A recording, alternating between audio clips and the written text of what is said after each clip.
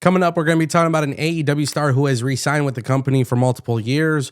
Also, some bad news for AEW. And yes, we are going to talk about WWE trying to bring back Andrade. Yeah. This guy's in the news again. And I'm absolutely losing my mind. Nah, for real, I wasn't joking, guys. Literally, this stuff with Andrade is making me lose my mind, and I want to talk about it. So, PWInsider.com has come out with a new report, and they've reported that several close-knit wrestling circles in Mexico believe that WWE is actively trying to use Andrade's alleged one-year non-compete clause as leverage to re-sign him to the company. Now, nothing has been confirmed by WWE officials at this time. However, the chatter has picked up steam, especially after the reports of him being sidelined for a year. Now, this obviously becomes a very frustrating story to constantly cover because we've heard about Andrade's departure. We don't know exactly why he got released or fired. Then it comes out that he had failed multiple failed wellness violations. Then it comes out that maybe he didn't even fail the violations, but maybe he actually chose not to take the test, which then resulted in him failing. And then obviously, there was just a lot of mysterious stuff surrounding Andrade. And then it was crazy because he showed up in AEW and then we saw him attack Kenny Omega. Then he was pulled from AEW. Then we find out he's got a one-year non-compete clause. This is a chaotic story. But it all stems from WWE firing him. And so that's where things get really tricky here. So if WWE fired him, but then the chatter around the wrestling scene in Mexico is no, like WWE wants to bring him back. Imagine how much crazier this can get. Imagine how much crazier this can get. And I don't know, for some reason, I have a very strange feeling that maybe Andrade will be back in WWE. Maybe he will return to the company. Maybe WWE will give him more money. Maybe they'll give him a big push. I don't know. But I don't understand really the premise of that either, because quite frankly, it's not like Andrade goes to AEW and makes AEW bigger. And it sure as hell doesn't mean he's making WWE bigger. I think he's a talented guy. I think he's good. I mean, to be honest, it blows my mind how Triple H and Tony Khan both have not figured out how to use this guy in the main rosters. Because the Andrade that was in NXT was super good. And he was booked incredibly well. So this is an interesting story. We'll continue to follow it along. But if Andrade returns to WWE, that is truly history in the making. I have never seen somebody bounce back and forth. This would be the craziest twist to the story. And that brings us to our next topic. But first, just a quick reminder, nordvpn.com/Ango.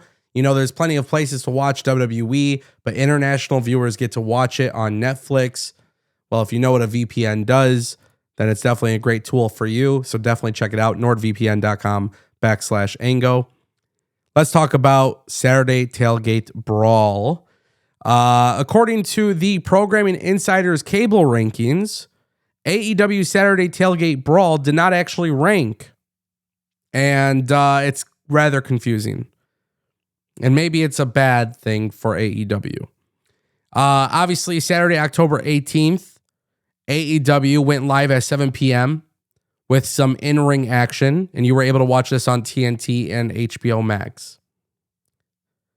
If it didn't rank on Programming Insider, that means the viewership was horrendous. Truth be told, that's what it means. But I don't think a lot of people are looking at all the factors that may have impacted this, and maybe this will change AEW's tune when it comes to doing pre-show stuff, because at the same time as this was happening, AEW was having their own panel kickoff show, which aired all over social media around the same time. And so you have two different AEW programs happening at the same time. I would argue that the Saturday Tailgate Brawl was probably more important considering the fact that FTR and Jet Speed were having a tag team match. But yeah, this is one of those strange things where people did not have interest in this at all. And we haven't heard any numbers for Wrestle Dream just yet. We don't know how many pay-per-view buys the show actually had, which kind of makes it a stranger situation. But I think really what this tells me is that AEW just needs to change their strategy here. So what I would do is actually just get rid of the kickoff show and do this. Because I personally think the Saturday Tailgate Brawl is a far better idea. Personally speaking. Now, let me be very clear here because this is very important too. WWE does these kickoff shows with the panel. I absolutely hate them. Give us in-ring action, sneak in a match or two, and then run down the card and call it a day. We don't need to sit there for hours watching back, interviews and analysis and rundowns of the storylines. We don't need none of that. So Saturday Tailgate Brawl could be a really telling sign that people were not interested in this show, or they weren't interested in Wrestle Dream. But nonetheless, it is a problem for AEW. It is. I mean, that's the reality. It is. So get rid of the pre-show, keep this, because this is actually a lot better in my opinion. If I were AEW, that's the move I would be making moving forward. And I would largely believe that Tony Khan probably will make a change. You see them experimenting with this the last two pay-per-views. And I do think Tony Khan will keep experimenting. But I think the Tailgate Brawl should be your official pre-show.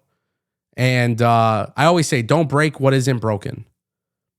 Don't fix what is not broken, right? So this is the strategy AEW should have moving forward. Don't do two shows at the same time because it definitely doesn't help with viewership.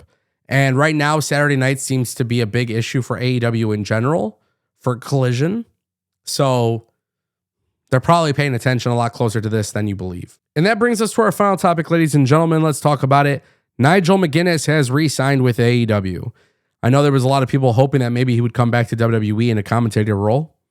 That's probably never going to happen. And I never really use the word never often. But during an interview with the Magic of Wrestling, McGuinness was asked about his whole situation.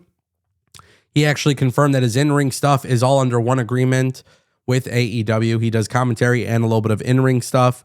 An adjustment was made when obviously he could be active again. He said that his manager and agent pretty much handle all of those things. I just signed along the dotted line. I know we sort of re-upped the contract when it came clear that I was going to be getting in the ring again.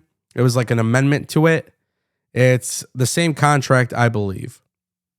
So that's pretty cool. Nigel McGuinness is one of those guys, man. When he was in NXT UK doing commentary, I thought he was a stud. I thought Nigel was a stud on commentary. And when he came to AEW, he continues to be a stud. There's really not that much more to be said here. Good on him for re-signing with the company. Good on AEW for keeping him. And hopefully this becomes something that's long-term for AEW. Ladies and gentlemen, that is the Ango Show.